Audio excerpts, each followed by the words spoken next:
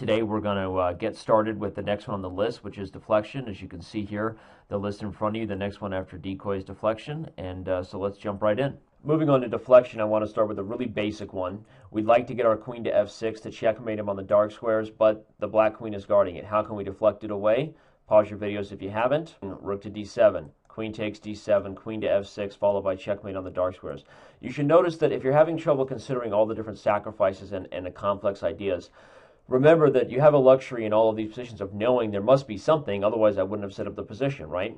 You don't have that luxury in real games, but hopefully the idea about real games is that eventually you know the patterns so well that you don't need somebody tapping your shoulder telling you, hey, there's something in this position, right? Because you've learned the patterns so well. So while you're learning the patterns well, until you get to that point where you don't need reminders, I would give you this piece of advice. It's easier to consider sacrifices whenever there's the king involved. Whenever there's the highest stakes available, what are the highest stakes of a chess game? Checkmate. Like if you recognize the potential idea of a checkmate, even if it's not possible to play at this point, the fact that you recognize the potential idea for something that involves the highest stakes is kind of like a get-out-of-jail-free card to consider sacrifices. I wouldn't normally suggest you go around sacking your queens and rooks and all kinds of business, right?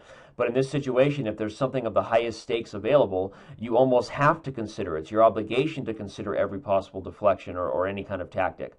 This move leaves the queen with no other options but to take the rook or lose herself, and in the end, she wishes that she hadn't. So again, if you're struggling considering advanced moves or complex moves or even just sacrifices in general, for someone who struggles considering those moves, push yourself to know that if there are ever checkmate ideas possible, it's like a get-out-of-jail-free card. You should be allowed to consider those ideas because, hey, any metamaterial is worth checkmate, right? So that's a little practical piece of advice for you that I hope helps. Next problem. This, you see, is a very famous deflection mating net. White to play. If you haven't paused your clock, go ahead. Queen to a7 check, deflecting the king away from the purpose of guarding the 7th rank.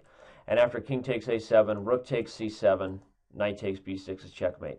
Noted that the other way around is possible, but doesn't lead to anything clear, just a bunch of checks and silly business. So the deflection idea of taking the king away from guarding c7 should be considered. And again, all sacrifices should be considered whenever the highest stakes are involved. Quickly, here's one other basic deflection that leads to a mating pattern that's very well known. You sacrifice the queen on f7, deflecting the knight away from e6, but you could also argue this is a decoy because this next move, knight e6 check, would not be checkmate unless the knight had been decoyed to f7, right? So it's a decoy deflection. You deflect the knight away from guarding this square and decoy it to this square, thus self-mating the king, allowing you to play knight e6 check. Pretty sweet, right? Now, overloading tactics are great, our next theme, because so many positions I feel like are overloading tactics when you're just taking advantage of your opponent's overwhelming responsibilities that he may have given to one or two pieces, or like not cleared a back rank weakness, right? Anytime you see weaknesses that involve like the highest nature of things like back ranks, always look for overloading tactics, because if one piece alone is committed to guarding something as valuable as the back rank, usually there's a way to try to deflect them away. So this could be considered a deflection or an overloading tactic, and I love it because it's very similar to the Venus flytrap one we just saw, except now it's black to play and win. Queen to d5, exclamaviach, attacking both the queen and the knight, so we're also, of course, seeing a double attack. Again, these patterns are just crazy repeating, aren't they? And we're deflecting the queen away from the threat of back rank checkmate, so it's also a deflection.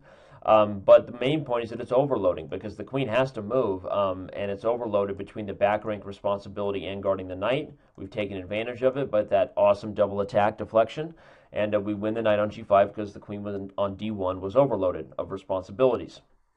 And this great overload tactic, we're basically full of potential when we see all these pieces attacking over on this side of the board, but none of the moves are totally clear. If you just take f6 right away and the black queen takes back, you've just made a big trade because his rook on a6 is also defending the queen, right? So taking f6 simply doesn't do anything. So rather than just making trades, you try to see all these pins and back rank weaknesses and all this potential dynamism, right? Dynamism, I never say that word, I get tongue-tied, as a means to consider more tactics, right? That's the thing about doing all these positions is you're starting to see that weaknesses that exist in your opponent's position, there's got to be some potential for some kind of tactic, right? And so that's why getting yourself familiar with all your different options, all the different patterns that you should know will make you much better at just, putting people away. 97 check. We start with a fork double attack that forces rook takes e7 and completely exposes the back rank.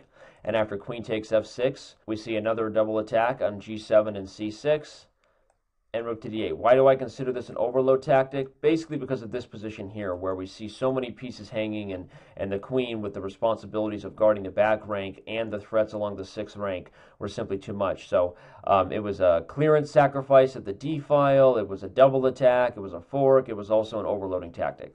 Finally, let's take a look at one of my favorite overloading tactics because it involves seeing the potential for an overload. It doesn't exist right now, but it's there. The queen is guarding this bishop, the queen is guarding checkmate, and the queen is also on the same line with the rook, which just always makes you want to look for tactical possibilities. The winning move here for black, if you haven't paused your video, go ahead, is the move rook takes d4. The queen, of course, can't capture because of checkmate, and after c takes d4, the winning follow-up is bishop to g4, applying a double attack. It's not a skewer because you're interposed, right? So it's not necessarily a skewer, it's just a double attack of the queen and the rook. And as much as this queen would love to capture off this bishop, he can't because of checkmate. So we see this overload in action one more time. Too many things to guard. Moving on to removal of the defender, let's start with a big-time problem. White to play and win, and there's lots of defenders that need to be removed for this guy to get the other side of the board, so hopefully you see it. We chop Alicious, and after black has to take back, we chop Alicious and push. This is one of those just like, you know, crazy blowing open positions too. I think there's a name for that kind of tactic, like just destruction. But in any case, the idea is that the queen has to be removed before you could take on c8, so we remove the defender here. The knight has to be removed before you can advance the pawn. So though this is a very tricky one, involved lots of sacrifices, even for advanced players it was probably tough. We see that it was a multiple defenders removed, and a good one to know. There is perhaps no more obvious example of removal of the defender or a deflection tactic where the kind of position where they're basically brothers than this one here. We'd like to trade queens, but not really. We'd really like to win that queen. Well, the problem with that is the rook's guarding it. Well, okay, why don't we just go remove it? Taking advantage of the fact that the king is on the back rank, we deflect this rook away from the queen, we remove the defender, and then we win the queen outright. Let's look at that again in slow-mo, instant replay, slow-mo, sports center, instant replay, white wins the game. Lastly, let's take a look at a fun positional removal of the defender. This is such a great square for your knight, and you'd love to hop that pony in there. Problem is, he'd just be traded at this point. So, when you recognize a huge positional weakness, go remove that defender if you can, and then pop your piece into that square. This is not the most common example of a removal of the defender tactic, but it is one in my eyes because you recognize a huge weakness and you simply remove the defender to execute the idea. One thing that should be noted, this is a game by Bobby Fischer, and in this position, if you were tempted to take the bishop and go win this pawn, then you were dead wrong because you missed the skewer of your queen to the rook based on the back rank tactic, right? That would have been sweet, not for you, for your opponent, obviously. So the winning idea, of course, would just be to keep this dominant knight versus a horrible bishop, bring your pieces over, and go checkmate the black king. A great example of a positional removal of the defender, popping into that square. We love it. Now moving on to interference tactics. I will say that an interference tactic really involves the awareness of, let's say, the bad coordination or just the awkwardness of your opponent's pieces. When you start to think about things like a potential back rank weakness, and you start to take into account the position of all of your opponent's pieces, you allow yourself to consider moves that are obviously a little bit tricky and not the norm, right? I was talking about this sort of whenever you see like a potential checkmate idea that's a get out of jail free card, to consider every sacrifice, right? And I think that's good practical advice you can take into your games. That way you don't have to become a crazy person who's sacking all the time, but you understand that those types of moves do exist when there's bigger weaknesses. Well, an interference tactic definitely falls under that category, where if you're aware of the awkwardness potentially of your opponent's pieces and potential weaknesses, you can consider moves that seem a little bit funky. In this position, for example, white's best move, if you haven't paused your video, you can go ahead, is bishop to e6, exclamaviach, placing the bishop right in between a number of black's pieces and actually simply offering it up for capture. But the idea is pretty simple. If black captures with the pawn, this rook is hanging here, as the bishop no longer guards it. If black captures with the bishop, the rook is still hanging here, and so And actually, excuse me, it's not that the rook is hanging, but rather by playing this interference move, you've also opened up the d file. So now the move queen to c8 check, followed by either piece blocking on d8 for black. Here we would see an X-ray tactic once again. And after takes, we see checkmate. So this move, bishop e6, this guerrilla tactic, as I like to call it, this interference in between all of these different pieces, not only creates the controversy and the threat of just winning the rook on d7, but also opens up the d file for potential back rank checkmate threats. And of course, if you take the rook on d3, the undefended rook, queen to e8 is checkmate. Moving on, our next interference tactic is a very common one. Wasn't even sure if this officially fell into the category of interference, but in my mind it does. When you have a specific goal, a specific target, or let's say advantage you're trying to convert, this type of idea of interposing a line, whether it's a rank, a file, or diagonal with a piece, as a temporary means to open up another piece, allows for tactics. You actually see this idea particularly when it comes to promotion tricks, where you're trying to promote a pawn.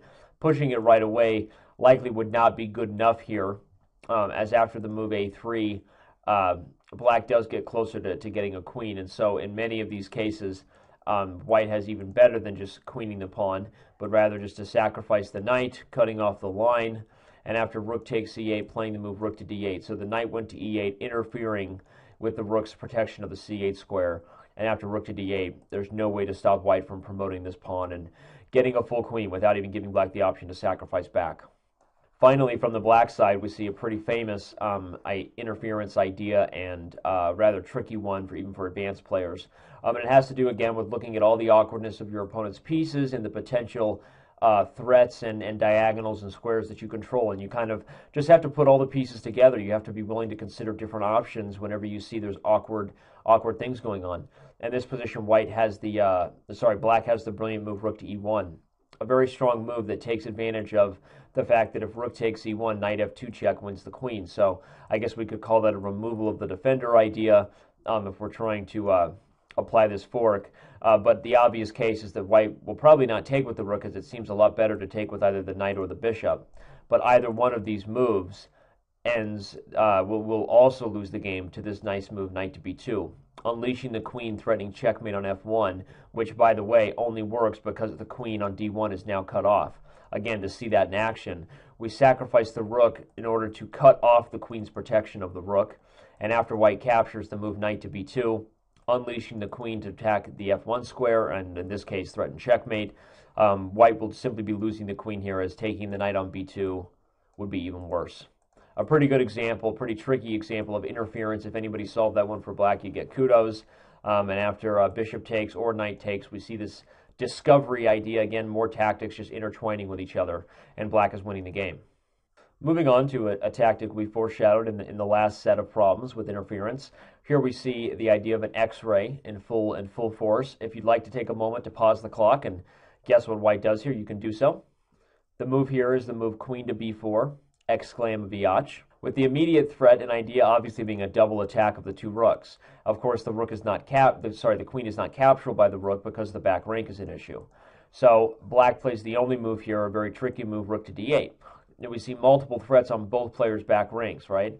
Taking d8 would be fine, but after queen takes d8, you can't take the rook because of the threat of checkmate. So that doesn't get us anywhere. So what else can white do here? White plays the move rook to d5, based on an X-ray tactic. The whole point is that black cannot capture on d5 due to queen to b8 check, and after the queen blocks, queen takes d8, and we see the X-ray tactic in full force, with black ending the game with a back rank checkmate. So rook to d5 renews the double attack of the two rooks, now using two pieces, and black has one final X-ray defensive tactic. If you want to pause the clock to see it, you can. That's the move rook to d3. So now we see multiple X-rays going. Neither side really wants to capture with the rook that's on the back rank because of their opponent's potential X-ray ideas. Unfortunately for black, it's white's choice here, and white can capture with the rook on the fifth rank, renewing the idea of the X-ray tactic and ending the game with checkmating black on the back rank. This position, as much as anything, I believe, really highlights an X-ray idea, because we see multiple versions of the X-ray. I mean, if this doesn't show you an X-ray of pieces attacking each other and threatening things through the opponent's pieces, then nothing will. So again, you see that white couldn't capture here because of black's threat of an X-ray. Pretty cool, right? And again, if black captures this way in the game, then he'll end up running into his own X-ray difficulty. So after queen to b4, the final conclusion of the position is the white is actually winning after rook to d5, and even after rook d3, rook 5 takes d3, black resigned. I wanted to show an example of a defensive X-ray, just to show you that you can also defend through your opponent's pieces. For example, in this game, white is not threatening to play the move queen to d8 check, not because of rook takes, which would actually eventually lose to a back range checkmate, but rather the immediate queen f8, where we see black's pieces defend each other through the enemy queen on d8. Very interesting, right? So in this position, after the move rook to e3, black can simply capture the pawn on f2 with the rook, and he still maintains the defense of the back rank. Rook takes f3 would run into rook takes d2, and after a big trade, black would go on to win this endgame. So you should notice that because you need to keep this defensive X-ray idea in mind, rook e3, queen takes f2 would be a big blunder after the move rook to e2, double exclam. Skewering the queen to the rook based on the fact that queen takes e2, winning a free rook, simply doesn't work because of the back rank checkmate. So this is kind of a tricky one that if you're aware of your defensive needs here, to keep an eye on the defensive X-ray you have available, you would take with the rook and keep the pressure on the f8 square, preparing to trade queens if need be, and not take with the queen, allowing your opponent a skewer on your undefended rook on g2. Very interesting stuff. Our last X-ray is not officially an X-ray in the literal sense that pieces directly attack or defend each other through another piece, but rather an X-ray of attack for yourself based on a potential threat or target. In this position, white plays the move queen to a3 check based on the fact that king to g8 loses immediately to bishop takes h7, followed by taking the queen. So in the game, black plays queen to e7, but here we see the idea of an X-ray based on we're attacking through the enemy pieces. And of course, a pin is also involved here with the move bishop to c6, exclam. The idea is pretty simple. He can't take the rook on e1 because that's Chekarolina Shlamba. And if he takes the queen on a3, we see the X-ray. The idea was that our rook and bishop are actually ganging up on the threat of e8 through the enemy piece. So not an official X-ray, but in my mind, I don't know exactly what that type of discovered attack is called, other than a discovered attack combined with an X-ray threat. In my eyes, that's exactly what we would refer to this type of tactic as. Let's go ahead and move on to the clearance sacrifice. The most common type of clearance sacrifices were given in the first introduction to the basics example, and so those ones are definitely the most common, and again, they happen in the definitions and examples article. But there's a few other clearance sacrifices I thought I'd bring to your attention. Here we see a defensive clearance sacrifice where white's only way to draw against the onslaught of black pawns is to actually sacrifice this pawn on c5 with tempo on the bishop, and after black captures it, he's opened this critical diagonal to attack the e6 pawn and now blockade on the light squares. Believe it or not, you can take a look and pause the video for a while if you want, but this is a theoretical draw with white having completely blockaded the light squares. Basic opposite code bishop principles. A move like coming around this way would simply be too slow to try to do the same thing, as black king gets here just in time to avoid the blockade. So again, white makes a sacrifice of the pawn to clear this diagonal, a clearance sacrifice for defensive purposes, and then immediately blockades on the light squares and goes on to draw this endgame here. The next clearance sacrifice that isn't as common as the ones given in the first video in definitions and examples articles, again, you can check those out, is one where you're clearing just a literal square. In this position, white is threatening checkmate on h7, and as well as g7, and the position pretty much seems to be falling apart for black. Not much it looks like black can do besides resign, but there is one final brilliant resource that involves clearing a square for this knight on g4 and getting rid of white's piece that's pinning the pawn on h7. That move is queen to e1 check, exclam.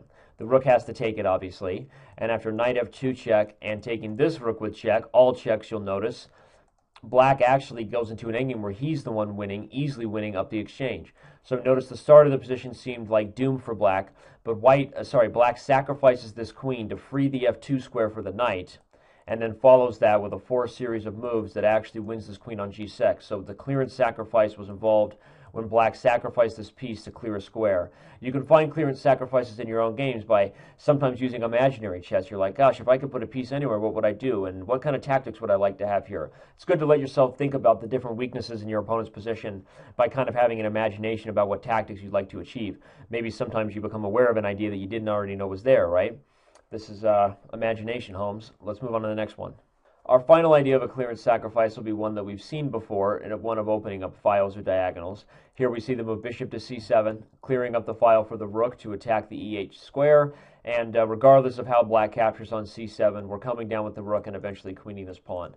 Obviously, queen takes would probably allow us to queen the pawn immediately, but rook takes, we see the purpose of sacrificing that bishop in terms of opening the rook on e3 with tempo. That's the key, right? Basic clearance moves that don't make threats wouldn't work here, like moving the bishop here would allow him to just go pick up this pawn.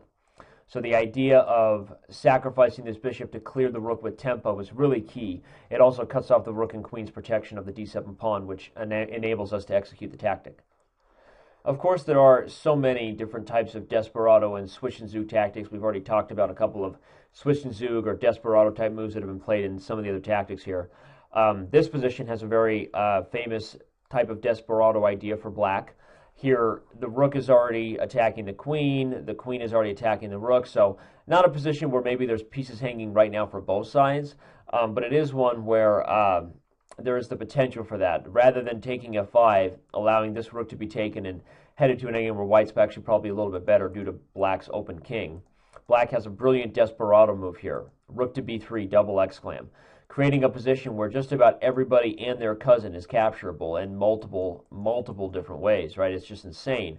But we look at the position and take stock, and we realize that white is completely lost. We're threatening to take b1, which is a back rank checkmate, so taking the queen with either this piece or this piece is not possible. However, the other thing that rook to b3 did was unleash a discovered attack of black's queen onto white's queen. So taking the rook in any one of these ways would also lose due to this idea here. So what exactly can black do on rook to b3? The answer is pretty much nothing. In the game, black played queen to d1 to unleash the queen from the threat of loss and defend the rook on b1. But after captures with tempo and then winning the rook on f5, we went from a possible even trade by taking here to winning an entire rook from black's perspective. So again, rook to b3, a very brilliant Desperado move that takes advantage of multiple different undefended pieces in white's camp.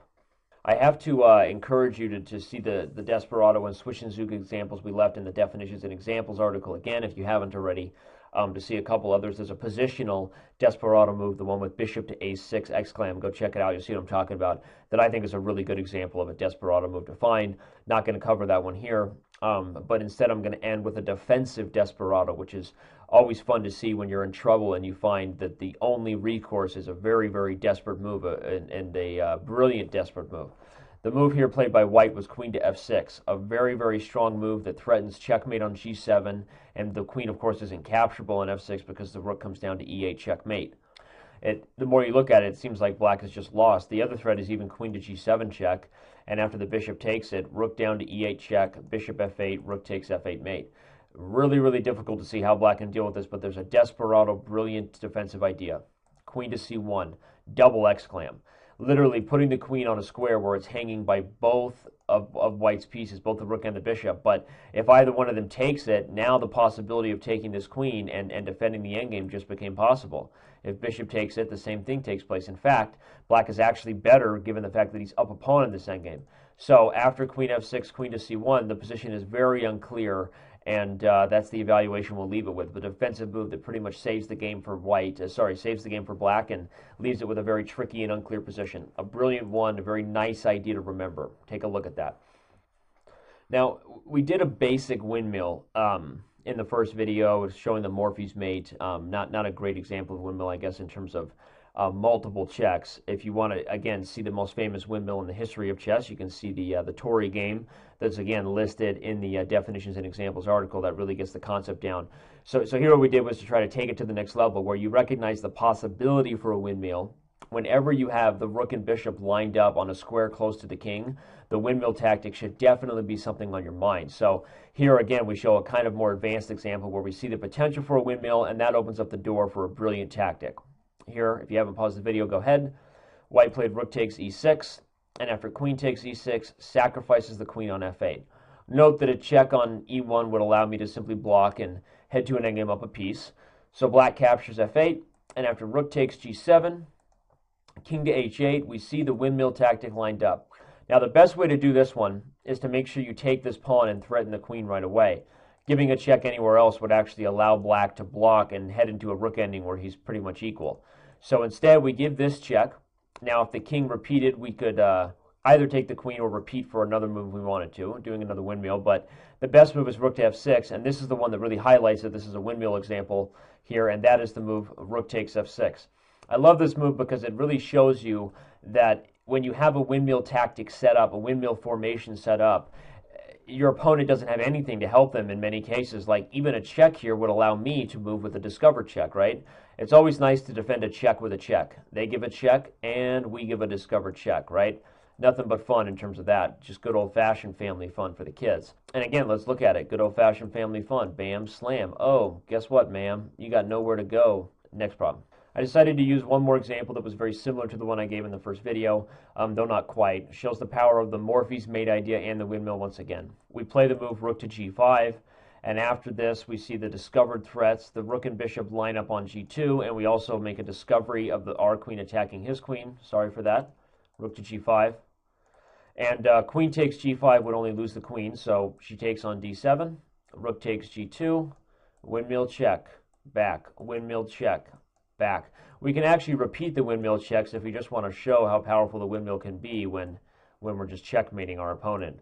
But the main point here is not just to highlight the windmill, but to show you again how a windmill can lead to a Morphy's mate. We now move the rook along the third rank, and black is delivering checkmate only after white plays all the computer moves, lasting as long as he possibly can. Good stuff. Again, I'll say that a Zugzwang idea is not necessarily defined as a tactical pattern, but because there are so many positions that fall under that category, and they often involve very forcing types of moves, because your opponent usually only has a couple different options, right, as every move has to lose, otherwise it's not officially defined as a Zugzwang. They're very specific types of positions, and some of them are really fun, so we decided to show you just a couple more here as we wrap up the Beyond the Basics Part 2 here. The move is rook to a1 exclam here. Otherwise, black, of course, is queening. And so after rook a1, king takes a1, white actually traps the black king, putting him in a position where very clearly can be seen that if black could say pass, he wouldn't ever play this move. Or even if we took that pawn off the board, he would be thrilled because then it would be stalemate. But since he has to play this move, it loses. And after the end of this pawn race, we see that both sides promote, but black's king is in the position to be checkmated. Pretty cool, right? When you see that this whole idea literally highlights that if black could just take this pawn off the board, he wouldn't lose. But with it, he has to play the losing move, and eventually goes on to lose after we queen and checkmate. To finish, we'll go with one that isn't necessarily a tactic, but to show a famous example of Zugzwang. The king and queen versus king and rook endgame can be a very tricky one to convert. But after white plays the move king to f6 here, we've actually officially reached the Philidor position, which became famous, named after the great chess, I don't know what he was, the chess scientist, if you want to call it, the historian, the guy that basically was one of the original dudes developing chess theory and the studies of certain positions. It was named after Philidor, and this position is a Zugzwang. If it wasn't for Zugzwang, this particular endgame would be very difficult, if not impossible, to win. As if white had to move again, making some sort of random move with the queen doesn't really help black, and actually opens up the possibility for him to give checks again, because the queen is well placed right where she is. But in this particular position after king f6, this is a famous position known as a dead loss, as every move loses. Rook to h7 is checkmate in 1. Obviously, moving the rook to any one of these squares is going to lose the rook in one move, or g5 or g4, so we don't need to look at those. Moving the rook to d7 loses the rook. Moving the rook to c7 also loses the rook. A forced series of checks shows that. Check here. If the king moves to f8, we checkmate. King moves back to this file. We give check. The only way for him to stop from losing the rook is to block. And we get checkmated. It's a forced series of moves that's well known. This rook over here loses the rook in similar fashion. Check and check should do the trick. And moving the rook all the way over here also loses the rook in similar fashion to the ideas we've already seen. Giving checks in this way. If the king moves on this file, we can already check and check. King goes back. Give a check here is good enough. If the king goes here, we checkmate. King goes back. Check here. If the rook ever blocks, we checkmate on the diagonal. This check. Eventually, we get this check, and we win. kind of tricky, and the same sort of corresponding ideas occur on this file here. So you can check out those endgames further if you want, just see that the same type of series of corresponding checks exists. So this is a very famous Zugzwang that occurs in an endgame that is otherwise impossible to win, and it is a good one to know. Okay, and that about wraps up the part 2 here. Again, pretty long sets of positions. We ran through a ton of them and hopefully had fun along the way, and you can watch this video as many times as you need to really get yourself familiar.